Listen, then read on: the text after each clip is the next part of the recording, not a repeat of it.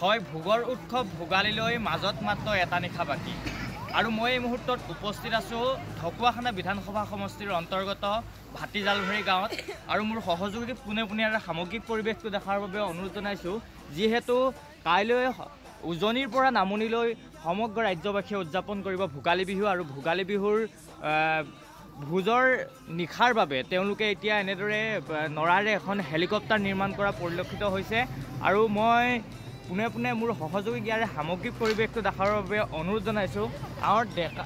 গাঁৱৰ সকলো ৰাইজ ওলাই আহিছে আৰু তেওঁলোকে নিৰ্মাণ কৰিছে এখনি হেলিকপ্টাৰ। মোৰ সৈতে উদযাপন সমিতিৰ বিষয়ববী আছে, মই তেওঁলোকৰ পৰা মন্তব্য ল'বলৈ যত্ন কৰিম। পোনপ্ৰথমে আপোনালোকক আগন্তুক ভোগালী বিহুৰ আন্তৰিক শুভেচ্ছা জ্ঞাপন কৰিছোঁ। আপোনালোকে এনেদৰে এখন হেলিকপ্টাৰ নিৰ্মাণ কৰিছে, এই হেলিকপ্টাৰখনৰ নিৰ্মাণৰ যোগেদি আপোনালোকে কি মেছেজ দিব বিচাৰিছে? হয়, প্ৰথমে আপোনালোকক সকলোকে নমস্কাৰ জনাইছোঁ। ইংৰাজী নৱবৰ্ষৰ শুভেচ্ছা জনোৱাৰ লগতে অসমীয়াৰ ভোগালী বিহুৰ আৰু উলগৰ শুভেচ্ছা জনাইছোঁ। আমি প্ৰতিটো বৰ্ষতে এই গাঁওখনে সকলো ডেকা গাভৰু বৃদ্ধ পৰা কণ ছাত্ৰ ছাত্ৰীসকললৈকে সকলোৱে সহযোগিতাত আমি ভোগালী বিহুটো উদযাপন কৰোঁ। আৰু যোৱা বৰ্ষত ঠিক আমি এখন গাড়ী প্ৰদৰ্শনেৰে আমি ধুনীয়াকৈ এখন নাটক ধুনীয়াকৈ আমি অনুষ্ঠিত কৰিছিলোঁ। ঠিক এই বছৰো আমি এখন হেলিকপ্টাৰ আমি কৰিছোঁ। আৰু ইয়াতে কথাটো হ'ল, আমাৰ কণ ছাত্ৰ ছাত্ৰীসকলে বিশেষকৈ যিসকলে অকল খেলা ধূলাৰ লগতে যেন জড়িত নাথাকেই, তেখেতলোকে বৃদ্ধসকললৈকে সকলোৱে পৌৰাণিক যিবিলাক পৰম্পৰা, ভোগালী বিহু হিচাপে পৌৰাণিক পৰম্পৰা, খেল ধেমালি, যিবিলাক যাৱতীয় যিখিনি কাম কাজ, যিখিনি সকলোখিনি কাৰ্যসূচী সামৰি লৈ পিনি আমি ঠিক এই বছৰো আমি তেনেধৰণে আমি এই ভোগৰ উৎসৱ ভোগালীতে আমি উদযাপন কৰাৰ সিদ্ধান্ত গ্ৰহণ কৰিছোঁ।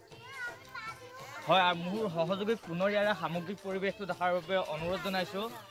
এতিয়া গাঁৱৰ কণ ল'ৰাসকল ওলাই আহিছে আৰু এনেদৰে হেলিকপ্টাৰৰ ওপৰত উঠা পৰিলক্ষিত হৈছে। মোৰ সৈতে এগৰাকী বাইদেউ আছে, আপোনাৰ পৰা এটা গান শুনিবলৈ বিচাৰিম।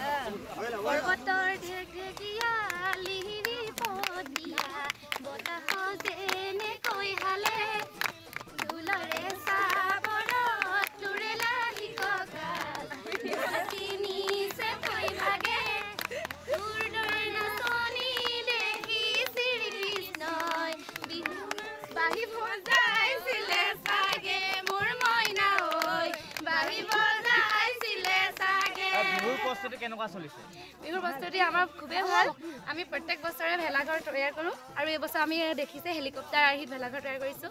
যোৱাবাৰ আমি শিৱদৌলৰ কৰিছিলোঁ, বাছ এখন কৰিছিলোঁ। এনেদৰে প্ৰতি বছৰে আমি